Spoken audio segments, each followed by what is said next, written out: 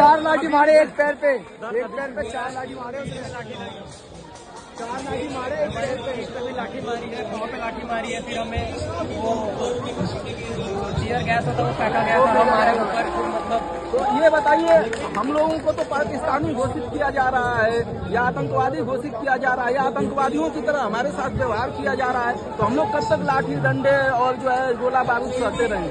जब धर्मेंद्र प्रधान इस्तीफा न दे, सरकार सुधर न जाए। धर्मेंद्र प्रधान का इस्तीफा कैसे हो पाएगा? वो तो प्रधानमंत्री के हाथ में है ना, प्रधानमंत्री का इस्तीफा मांगना पड़ेगा, देना पड़ेगा। इतने लोगों, हमारे बच्चों की जान चली गई, उसमें धर्मेंद्र प्रधान की गलती है। पता नहीं उनके सीट में, उनकी गद्दी में ऐसा क्या है कि वो इस्तीफा देने को तैयार नहीं है। अगर इस्तीफा दे देते हैं धर्मेंद्र प्रधान को, कल को जो बैठेगा मोदी सरकार में वो अभी भ्रष्ट होगा, तो उसको क्या कीजिएगा आप? ये कौन? सिर्फ इस्तीफा देने से नहीं होगा, हमें क्लेरिफिकेशन चाहिए कि इस्तीफा के साथ साथ दोबारा ऐसा कुछ नहीं होना चाहिए। यदि ऐसा कुछ होता है, जो भी उस पोस्ट पर बैठा रहेगा, हम सीधी उसको फांसी देंगे। तो ये जो शिक्षा माफिया बैठे हुए हैं, हर चीजें प्राइवेट की जा रही है, जल जंगल जमीन हर चीजें जो है बेचा जा रहा है, ताकि जो है गरीब युवा जो है पढ़ न सके, आगे न बढ़ सके। 80% 90% जनता जो है 10-12 हजार 15 हजार पर नौकरी कर रही है, युवा परेशान है, रोज तनाव दबाव है, कभी नौकरी से निकाला जा सकता है। इस पर क्या बात?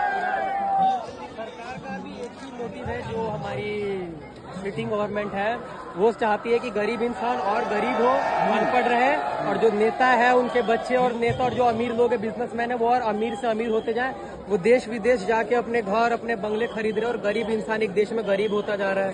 पेट्रोल की महंगाई बढ़ रही है, चावल दाल सब्जी इनके रेट बढ़ रहे हैं, अच्छा शिक्षा नहीं है। चावल दाल तो छोटी चीज है। आप सोचिए, हमारे देश का एक व्यक्ति को अमीर बनाया जा रहा है, दुनिया का अमीर बनाया जा रहा है। हम लोग मेहनत कर रहे हैं, हम लोग टैक्स दे रहे हैं, हम लोग सब चीज कर रहे हैं, उसको जो है दुनिया का अमीर व्यक्ति बनाया जा रहा है। अडानी अंबानी जैसे लोग जो कुछ नहीं कर रहे हैं, सिर्फ जो है, और उनका कर्ज माफ हो जाता है, वो विदेश भाग जाते हैं। और तो हम लोगों को कैसे गुलाम बनाया जाएगा, तो हम लोग कैसे जिएंगे?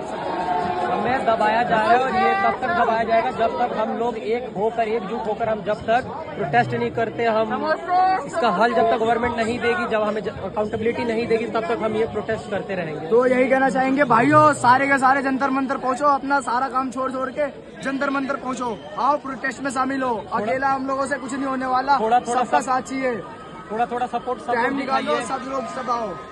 ये बताइए, मोदी जी तो 2014 से पहले ये कांग्रेस सरकार को बहुत कोसते थे, बोलते थे। आज इनकी सरकार है और आज जनता के साथ, युवाओं के साथ, किसानों के साथ, नौजवानों के साथ, हर किसी के साथ अत्याचार कर रहे हैं, उनकी आवाजें दबा रहे हैं, युवाओं को अंधा बहरा गूंगा बना रहे हैं। तो इस पर क्या कहना चाहेंगे? आज भी स्टेटमेंट नहीं आ रहा है मोदी जी का एक भी। हम लोग यहाँ भूखे प्यासे या जो है लाठीचार्ज हो रही है, इस पर कोई भी स्टेटमेंट नहीं, न मोदी जी मिलने आ रहे हैं। तो ऐसे प्रधानमंत्री का इस्तीफा क्यों न मांगा जाए, ये बताइए। हमारा तो मोटिव ये भी होना चाहिए कि हमें प्रधानमंत्री का भी इस्तीफा चाहिए, क्योंकि वो जिस हिसाब से चुप्पी साधे बैठे हैं, ऐसा लग रहा है कि सारा सिया धरा उनका ही है।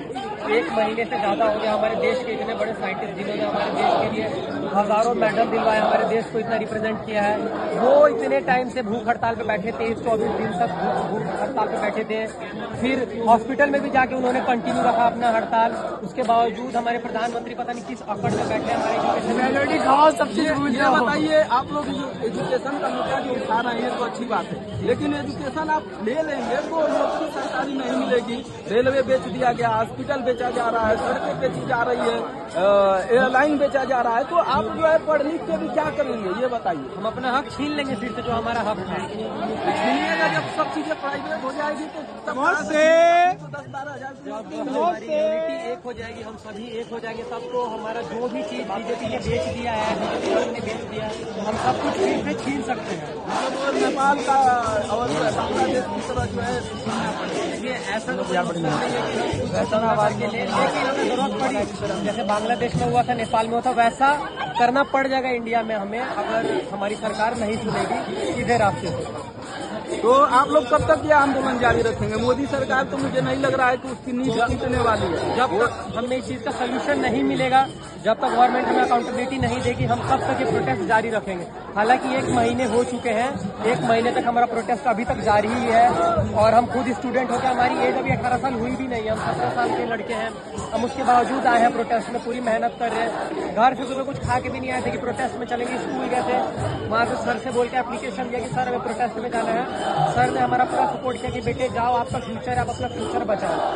तो आपके अंदर इतना जो है दूर दूर से लोग नहीं आते हैं, बहुत लोग जो है दिन भर पढ़ाई कर रहे हैं, उनको लग रहा है मैं पढ़ लूंगा नौकरी पा जाऊंगा। लेकिन आप बताइए कि जब ऐसी घोटाला होगा, बेईमानी होगी, आपको पता है डॉक्टर बनने में भी उसका पेपर आउट हो रहा है, कल तो वो डॉक्टर भी बन गया तो क्या ही दवा देगा। तो इस तरीके से अगर पेपर लीक हो रहा है, जो भी हो रहा है, तो ये जो है कमरे में बैठ के पढ़ के सोच रहे हैं कि मुझे नौकरी मिल जाएगी, उनके लिए क्या कहना चाहेंगे जो नहीं आ रहे हैं यहाँ? भाई लोग जो नहीं आ पा रहे हैं उनके लिए तो मैं सबसे पहली चीज ये कहूँगा, आप लोग घबराइएगा।